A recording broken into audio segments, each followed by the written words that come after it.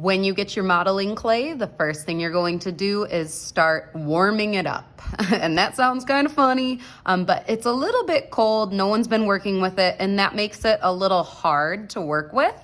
So we're going to pass it between each hand, squeezing each time, and I might even cup it and just squeeze to help warm it up too.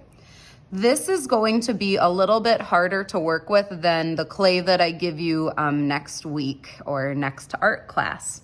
Okay, now after you warm it up for a couple of minutes, we actually need to pound this clay into a pancake. My camera is going to shake and it's going to be a little loud, so you're just gonna have to deal with it. Uh-oh, I gotta hold on to my camera. This part of class will be pretty loud. It's just something we have to deal with as artists. This is something we need to work with. Notice how I'm flipping it around, flipping it onto the other side, turning it into a pancake. Every once in a while, let's get my camera steady again, I will also pick it up and I'll mush it with my fingers and thumbs to help it spread a little more as well.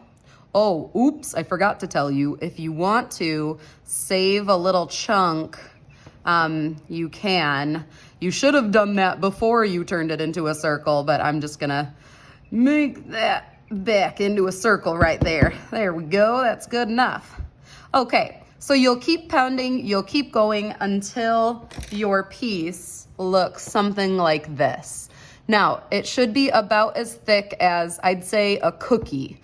If it's really, really thin, the clay will break. And if it's really, really thick, it will take too long to dry.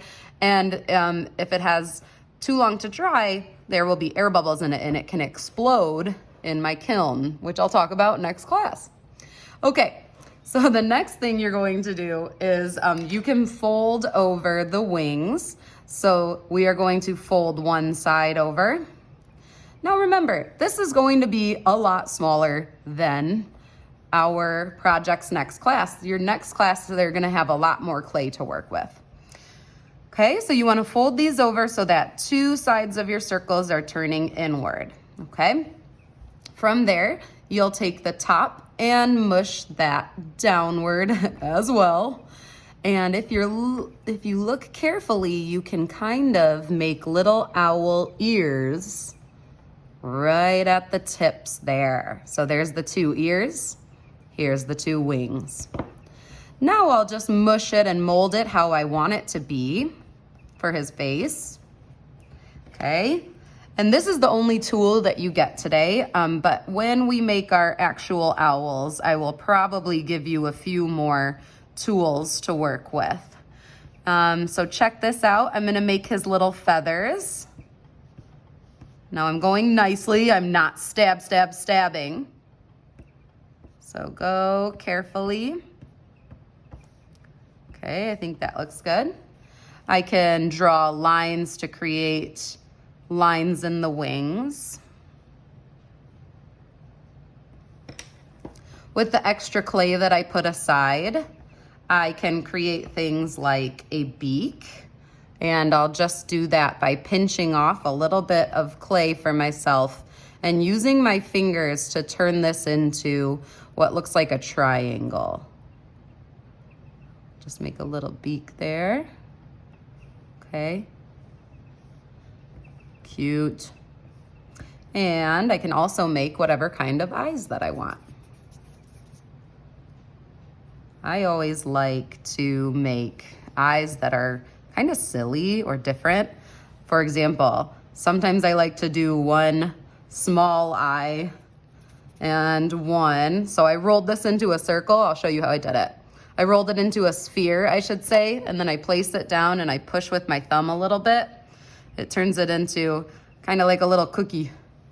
So sometimes I like to make one big eye and one small eye. I think it looks kind of funny. Or you could do a winky face, you could do eyelashes, you could do glasses maybe even. I don't know. This is your artwork. Get creative. I try to do a little wink. Oh, I love that. And I'll use the back of this to poke a hole in the center. Perfect. So when you're done creating your owl, you have a couple of options.